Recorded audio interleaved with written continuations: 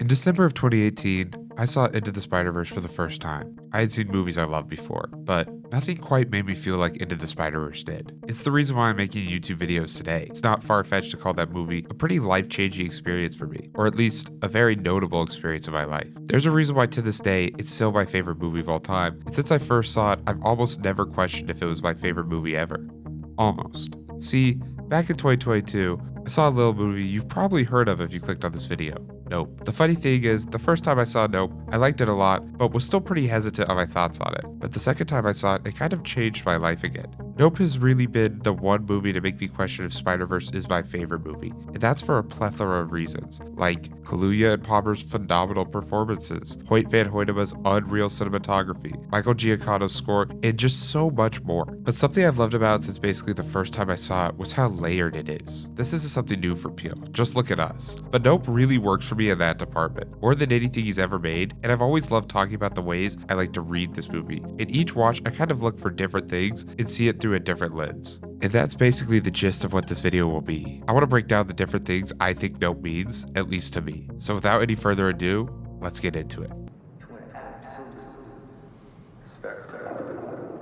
This is easily the most common reading and way to interpret Nope, at least of what I'm going to go over, but I don't think that makes it any worse or less interesting. G-Jacket and our character's reaction/interaction with him is very symbolic of Hollywood and the film industry as well as their obsession with spectacle. I mean, even from a pretty surface level perspective, G-Jacket blatantly paints how obsessed we are with chasing the spectacle regardless of the risk. Jupe, the TMZ reporter, even OJ and Emerald risk their lives and the safety of those around them to get the moment. Although their moment is all different, it's that same spectacle, those same blurry lights and sounds pulling them towards their goals. G-Jacket is quite literally our attention economy in its full terrified form. I mean, the movie opens with us inside of G-Jacket or right up next to it, and we see that inside its mouth is a screen. Most likely not literally, but if you notice, when most people look straight into it, it's seemingly all-consuming, like they can't take their eyes off of it. I say seemingly because we see some people run, but think about Jupe and Anders. They can't take their eyes off it. The obsession with the spectacle isn't just from a Hollywood, TMZ, or media perspective. I think it's also commenting on our own obsession with the taboo or the darker parts of life. It's a basic example, but think about how you can't take your eyes off a car crash or a tragedy, an injury to a sports player. We almost can't control ourselves from seeing or looking for this.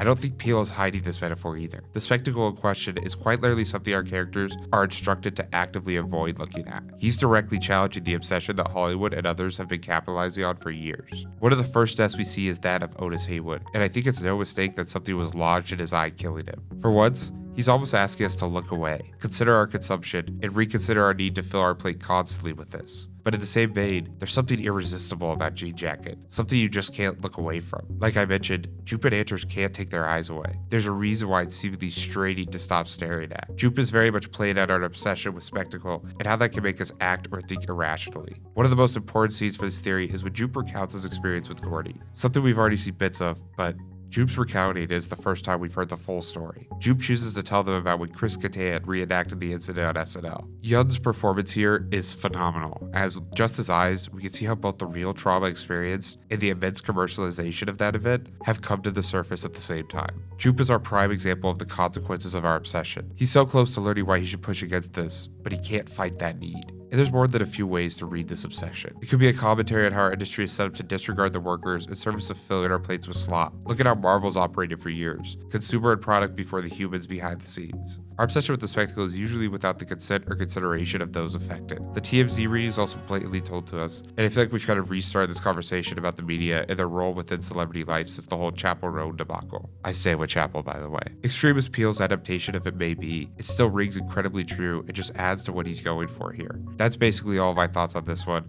so let's move to the next one. He got caught up trying to tame a predator.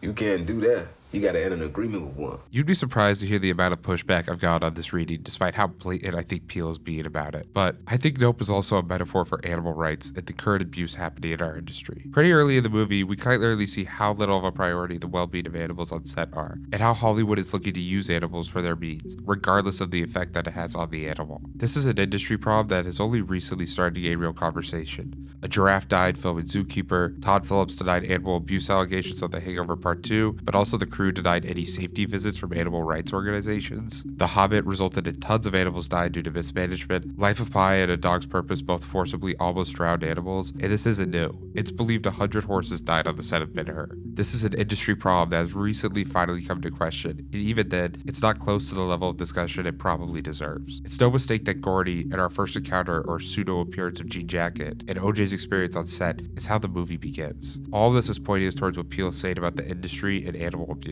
I think the most tangible examples of this are OJ and Jupe, who both are the two sides of this argument really. Looking at OJ, something that always really stuck with me is how he avoids staring directly at Jean Jacket. Think back to that scene on set. While nobody directly stares Lucky in the eye, it's the lack of care or respect that leads to Lucky looking himself in the eye, which triggers a violent outburst. OJ, and Emerald to a lesser extent, are the only ones who consistently showed to be respectful to animals and aware of their limits. I think it's really important that OJ has shown avoiding eye contact multiple times, and he has a closer encounter with Jean Jacket than basically any other character who lives, barring Angel, who lives more from a Lucky scenario than his respect for animals. It's no secret that staring animals in the eye is a bad idea, especially a predator, and I think that's why OJ lives. Now consider Jupe. Jupe firsthand experienced the consequences of animal mistreatment on set and still doesn't learn from it. He doesn't fully understand why things happened in the way they did. What is a bad miracle? Is a question we're asked in this movie, and I think Jupe experienced a bad miracle. Seeing that shoe standing arguably made him avoid eye contact with Gordy, and you could easily interpret the scene where he comes face to face with Gordy as luck. Gordy's eyes, and presumably his eyes, are blocked by the tablecloth. Jupe clearly doesn't understand why he lived. He doesn't learn from this experience, and he makes the same mistake. As OJ says, he's trying to control them. Unlike Jupe, OJ understands you can't script an animal or control them. It's a partnership. Before Jupe's death, he actively challenges Jean Jacket and acts like he can control it. While Peele is very directly challenging the industry here, I think he's also encouraging us to consider our own relationship with animals and our respect and treatment towards them. You gotta admit, man, Pops did something when he made this place. He changed the industry. I can't just let that go. I saved this reading for last for a reason, because I think, at least to me, this is the most effective and potent one. Ironically, I don't think it was till my third viewing this movie that I really think this hit me. I believe Nope is more than anything a metaphor for grief and trauma and how we handle those. I really think it's tackling this trauma and pain in a variety of ways, the most notable and resonant to me being OJ and Emerald. It took me a while to understand the role their father served in this movie, but he's easily the catalyst behind all of OJ and Emerald's choices in the movie. When you look at Otis Haywood's death more broadly, it's simply an unexpected death. Think a car accident or a medical anomaly, something you can't predict, and while no death is timely, losing someone with no explanation and out of the blue certainly has an extra level of grief to it. There's a few ways to read this explanation. There's a few ways to read Jean Jacket, OJ, and OJ's motivations through this lens. Firstly, what initially made sense to me here is Jean Jacket as an answer for OJ and Emerald. When you think back to the idea of an unexpected death and sudden tragedy, people in these scenarios are often looking for answers. They want a reason, they want to know why, and while on the surface, OJ and Emerald are seeking the fame and money that comes with photographing Jean Jacket, I think their chase is them also seeking answers. They want to understand why their father died. They want to know what took him and for what reason. Essentially, they're chasing closure, which adds to why they so desperately want to catch Jean Jacket. This ties in really well with both OJ and Emerald, and how their personal grief both sort of intertwined towards the end. OJ is clearly shown to be living in Otis's shadow. He likes to do things the way he thinks his father would, and his first time seemingly working on set again, he's constantly compared to and reminded of his father. OJ and Emerald show they have a pretty solid relationship, but we learn during their first night back together at the farm how Emerald was hurt by their father, and likely why OJ has been there his whole life and Emerald left. Emerald wasn't allowed to trade Jean Jacket, a horse they used to have, despite her father previously promising her so, and he instead had OJ trade Jean Jacket. It's clear this had a big impact on Emerald and her relationship with her father, and it's likely why this is her return to the farm. OJ finally gives Emerald her chance though at the end, and finally does things his own way, both simultaneously stepping out of the shadow of their father. Jupe's story becomes more tragic through this lens, because we clearly see that Jupe is choosing not to process his trauma and rather suppress it. Think back to the SNL sketch. Jupe can't even let himself fully experience the memory without need to cover it up. Jean Jacket is quite literally Jupe's grief manifested, something he continues to feed and let go unchecked rather than face it. And in the end, it eats him alive. Nope is a strong metaphor for grief, not just because of how many ways it portrays grief, but because of how effective the story of OJ, Jupe, and Emerald are through this lens.